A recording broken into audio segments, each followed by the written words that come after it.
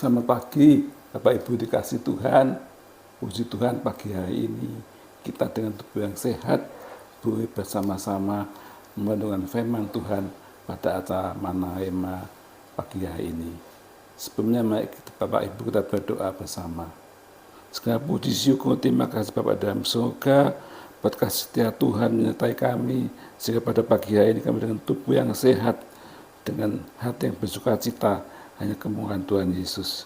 Sebentar Tuhan kami hendak menerima firman-Mu. Urapi firman-Mu acara ini Tuhan, firman-Mu memimpin kami, mengajar kami hidup menurut kehendak-Mu Tuhan. Berkati firman ini bagi semua yang mendengarkan maupun yang memberitakan firman ini Tuhan, berkati semuanya. Di dalam nama Tuhan Yesus kami menerima firman-Mu. Haleluya. Amin. Puji Tuhan Bapak Ibu Saudara sekalian. Hidup di dunia ini kadang-kadang kita disakiti hati, kadang-kadang kita dibuat mangga sama teman-teman kita. Bagaimana sikap seseorang kita menghadapi ini, saudara? Apa firman Tuhan katakan, saudara? Kita baca di dalam surat Roma, Roma 12, janganlah kamu kalah terhadap kejahatan, tetapi kalahkanlah kejahatan dengan kebaikan. Ini firman Tuhan ditulis oleh Paulus pada surat Roma pada 12 ayat terakhir. Apa saudara? Janganlah kamu kalah terhadap kejahatan, tapi kalahkanlah kejahatan dengan kebaikan. Pernyataan ini ada firman Tuhan yang diajarkan kepada kita sebagai orang percaya.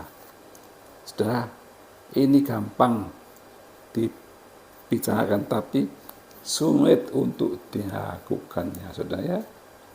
Akan kejahatan dengan kebaikan. Kalau kita hidup, saudara,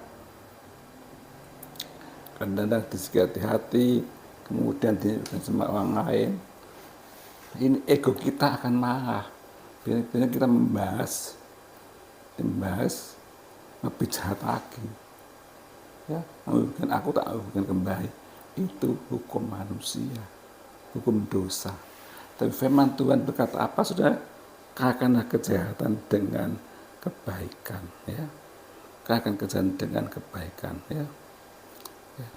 Biasanya maunya kita yaitu membalas kejahatan dengan cara yang sama, bahkan tak balas lebih jahat lagi. Tapi firman mengatakan jangan bersikap gitu. Ini ajaran Kristen, yaitu ajaran untuk mengasihi, ya.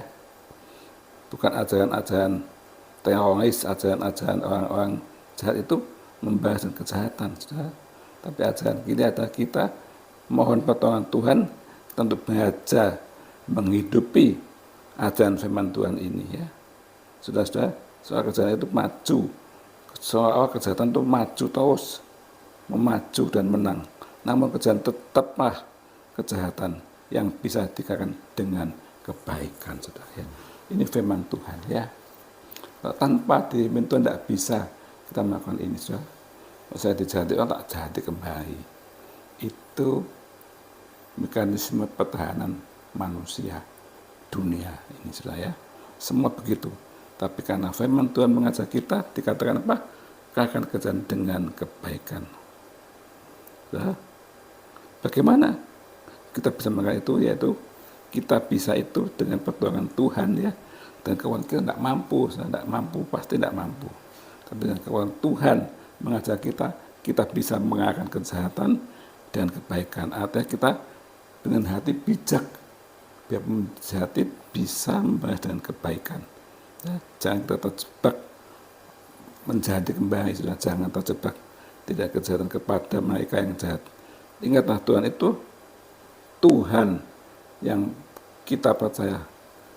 Tuhan itu yang pembahas, yang adil, ya. Serahkanlah segala di tangan Tuhan, kata firman Tuhan. Maka Tuhan beri bara api pada mereka.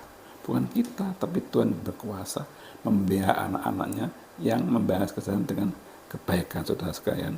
Jadi umat Tuhan harus terus-menerus menabur kebaikan dan menghidupi ayat ini, dan akan jadi lebih baik. Ya, satu contoh peristiwa yang indah, saudara, kita bisa lihat di dalam perjanjian lama, yaitu kisah Raja Daud, saudara ya. Raja Daud, kita lihat Raja Daud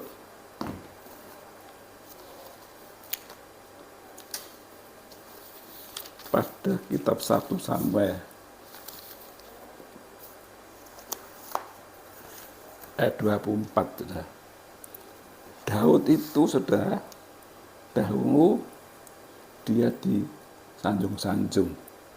Akhirnya Raja Saul jadi cemburu, iri hati, nggak enak di hati dengan Daud. Dikejar-kejarnya Daud akan dibunuh. Sudah. Tapi apa yang dilakukan Daud, sudah, pada satu waktu dia punya kesempatan untuk bisa membunuh Saul. Tapi Daud tidak berani membunuh Saul. Dia menyelamatkan Saul, sudah. Pada kesempatan itu, terpojok dalam gua, Daud masuk, Saul di situ. Saul tertidur, Daud tidak menjatuhkan tombaknya ke Saul. Tapi dia mengatakan bagaimana? 1 Samuel 24. Daud membiarkan Saul hidup. Ya, ini kesempatan Daud bisa membunuh, tapi Daud membiarkan Saul hidup. 1 Samuel 24 ayat 8. Dan Daud mencegah orang-orangnya dengan perkataan ini. Ia tidak mengizinkan mereka bangkit menyerang Saul. Daud mencegah tentaranya untuk menyerang Saul. Dia tidak berani mengusik-usik Saul, ya. Sudah, Daud tidak mengizinkan untuk menyerang Saul, saudara. Tapi Daud itu luar biasa. Dia kesempatan untuk membunuh Saul, tapi Daud membalas kejahatan Saul dengan kebaikan, saudara sekalian. Ini sudah biasanya manusia kalau dijahati, dijahat kembali, tapi Daud tidak. Pembahasan di tangan Tuhan. Di tangan Tuhan, saudara. Luar biasa, saudara. Biar kita hidup ini takut dengan Tuhan, ya. Percaya. Biarpun kita sudah disakiti hati, Daud sudah mau dibunuh sama Saul, tapi Daud tetap tidak mau membalas kejahatan dengan kejahatan, tapi dia membalas kejahatan dengan kebaikan. Dia tidak mengizinkan orang-orang itu membunuh Saul. Ya. Apa dengan Daud? Ayat 7, ayat 5.